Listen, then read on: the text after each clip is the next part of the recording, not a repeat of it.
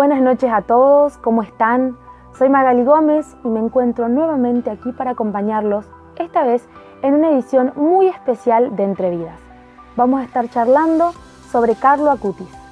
Posiblemente lo conozcan, posiblemente no. Hay una frase que quizá se los traiga a la memoria. Necesitamos más santos de jean y zapatillas. Es maravilloso ponerse a pensar en Carlo y lo que generó en cada uno de nosotros, adultos, jóvenes, niños. El mensaje que nos dejó Carlo fue muy importante para todos nosotros. No les quiero contar mucho sobre su historia porque a medida que avancemos en la entrevista y en las que siguen, vamos a conocer un poco más sobre la vida de Carlo Acutis. Nos encontramos con la invitada de esta noche. Ella es Milagros Rodón, forma parte del grupo de Radio María Argentina. Primero que nada, Mili, queremos que te presentes. Contanos quién sos. Bueno, ¿qué tal, amigos? Buen día. Muchas gracias por esta invitación. Soy Milagros Rodón, soy licenciada en Comunicación y locutora. Participo y pertenezco a Radio María Argentina hace muchos años. Y bueno, contarles que todavía me dura la emoción en el corazón por la beatificación de Carlo Acutis. Han sido semanas y meses de mucha gracia. Y siento que todavía hay mucho por descubrir de la vida de Carlo, en su aparente sencillez, en su vida cotidiana tan normal como la de muchos de nosotros. Creo que todavía hay mucho para sacarle el jugo a Carlo sobre cómo él hacía extraordinarias las cosas más cotidianas. Así que bueno, sigo todavía deseosa de encontrar más, de conocer más de la vida de Carlo y sin lugar a dudas de presentarlo y de proponerlo a los jóvenes como un camino de santidad, que al menos Carlos nos despierte en el corazón el deseo de la santidad. Él mismo lo decía, ¿no? Todos nacemos como originales, pero muchos morimos como fotocopia, y por ende yo me imagino que él no quería que nosotros fuéramos como él, aunque estaría muy bueno tener muchos rasgos suyos, sino que Carlo nos muestra un camino de santidad posible y está en cada uno de nosotros descubrir dónde y con qué características el Señor nos quiere viviendo en santidad, ¿no? En nuestra facultad, en el trabajo, en medio de nuestra familia. Pero bueno, Carlo ahora ya lo tenemos como un gran intercesor para poder pedirle, ¿no? Que también nos ayude en esta búsqueda de ser auténticos, de poder dejar huella de santidad alrededor nuestro y por sobre todas las cosas de amar mucho a Jesús y a los hermanos, particularmente a los más pobres. Contanos también cómo se vivió la previa a esta beatificación. La verdad que fue una hermosa sorpresa, creo que una picardía de Carlo Acutis. Comentarles que con algunos chicos, con Diego Olivera, Juan Francisco y Guada García y yo conformamos como un equipo en donde nos propusimos dar a conocer la vida de Carlo. Con los chicos, entre algunos no nos conocemos personalmente, pero bueno, conformamos una comunidad en estos meses. Dijimos, ¿por qué no pensar un proyecto que sea específicamente para redes sociales, por ende que sea audiovisual y que estuviera apuntado a un público de adolescente juvenil? Y así fue como surgieron estas píldoras que estuvimos compartiendo a través de las redes sociales y que también, bueno, se transmitieron por Radio María. Fue de mucho trabajo, intenso, pero con muchísima alegría, porque bueno, en la medida que empezamos a grabar los testimonios y las entrevistas de cómo la vida de Carlo despertaba tanto en los jóvenes de distintos países de Latinoamérica, nos fuimos encontrando con más historias, con más aspectos de la vida de Carlo Acutis que realmente nos fueron enamorando. Y bueno, lo hicimos con muchísima alegría. Entonces todos esos días previos a la beatificación fueron así, intensas, intentando dar a conocer lo máximo posible la vida de Carlo y a la vez en lo personal y en lo comunitario llenándonos de sorpresas y de deseos de estar bien cerquita de Jesús como Carlo. Y bueno, así fue que surgió esta idea de poder armar una vigilia a la beatificación. Se nos venía ese sábado 10 de octubre, estábamos súper emocionados y dijimos, bueno, las fiestas grandes es como que uno empieza a vivirlas anticipadamente, entonces, ¿por qué no encontrarnos en torno a la adoración eucarística, que era lo que tanto Carlo amaba? Y así fue que con estos chicos, con Diego Olivera, seminarista de La Rioja, y que tiene su proyecto de evangelización online que se llama Vivamos Juntos la Fe, con Guada García de Iglesia Millennial, con Juan Francisco de La Puerta del Lado, y yo como parte de Radio María Joven organizamos esta vigilia de adoración eucarística. Se transmitió desde La Rioja, pero cada uno de nosotros participaba con su camarita en Zoom desde los distintos lugares. Guada y Juan desde Buenos Aires, Diego desde La Rioja y yo desde Córdoba en los estudios de Radio María Argentina.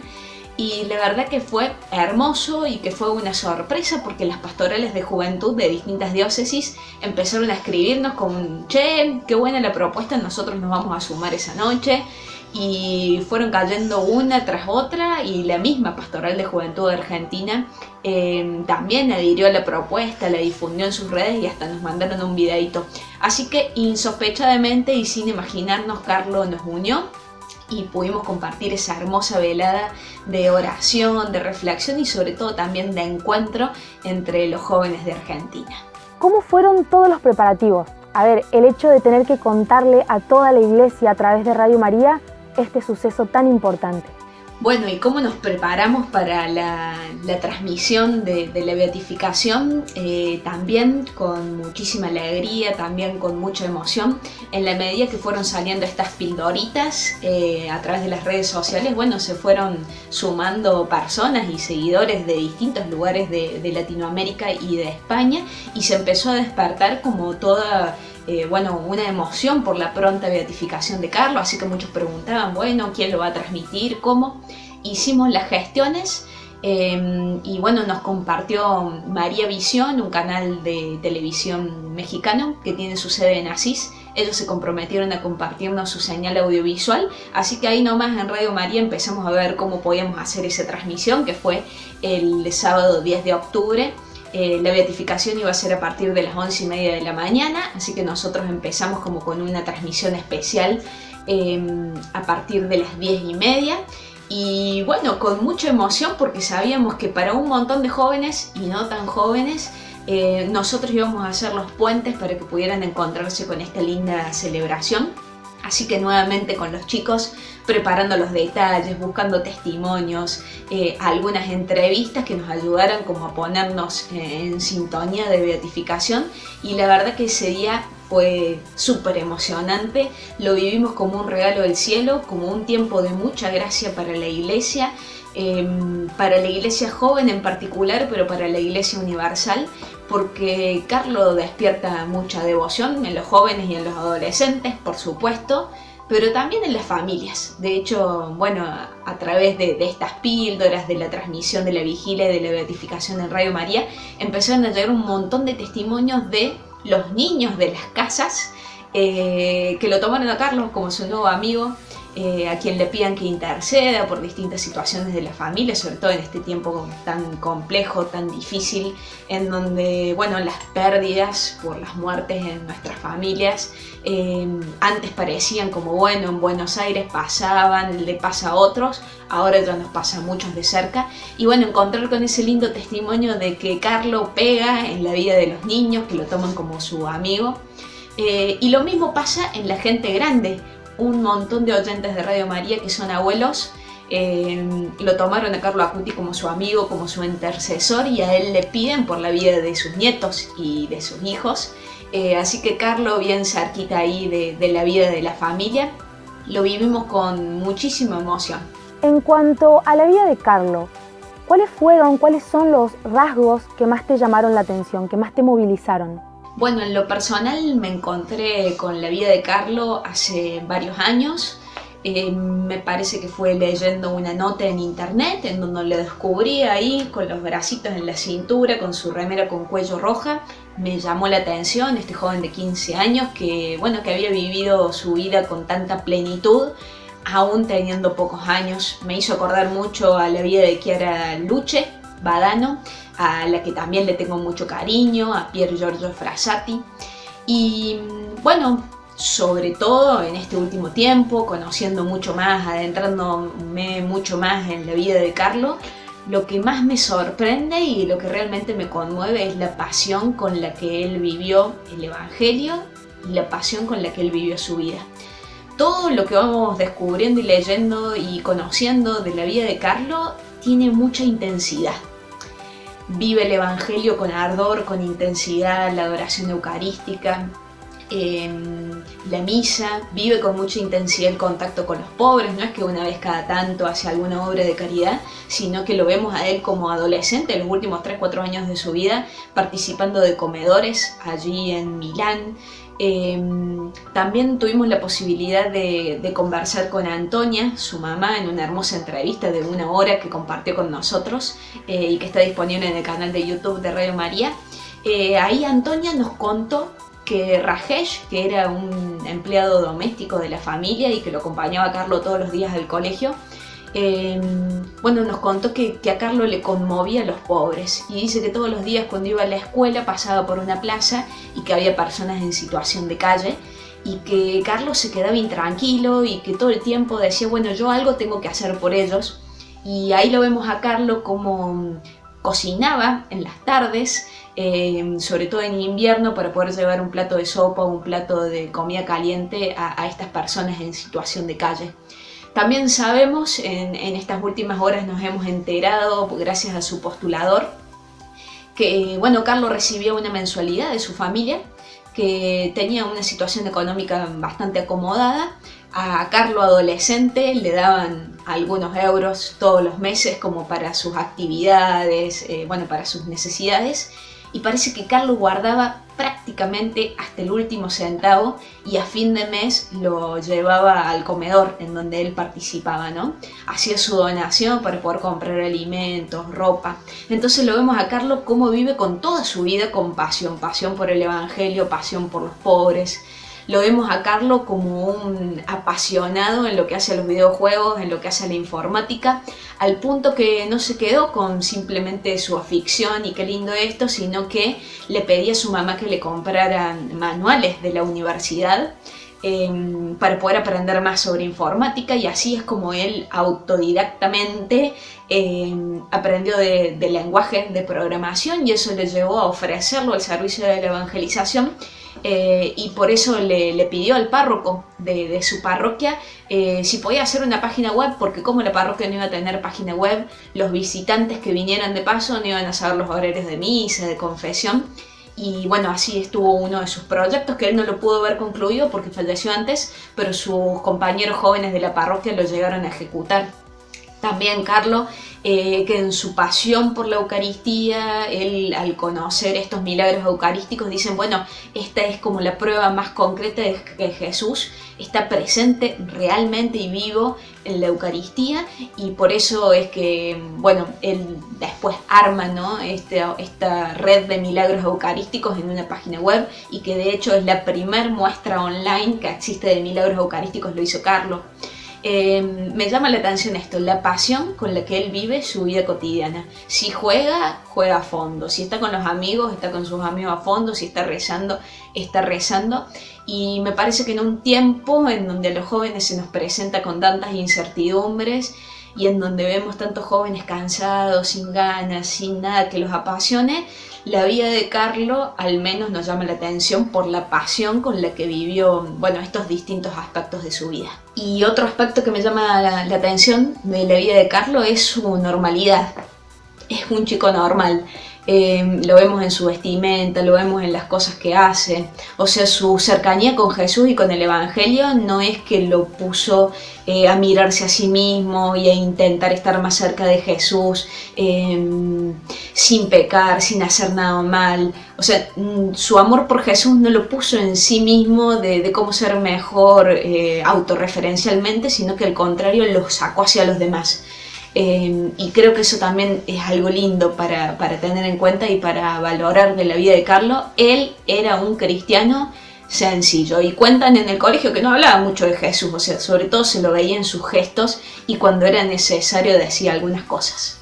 En tu andar cotidiano, en la vida, ¿alguna vez te encontraste con alguien que amara tanto la Eucaristía, que experimentara ese amor tan enorme por la Eucaristía como lo tenía Carlo?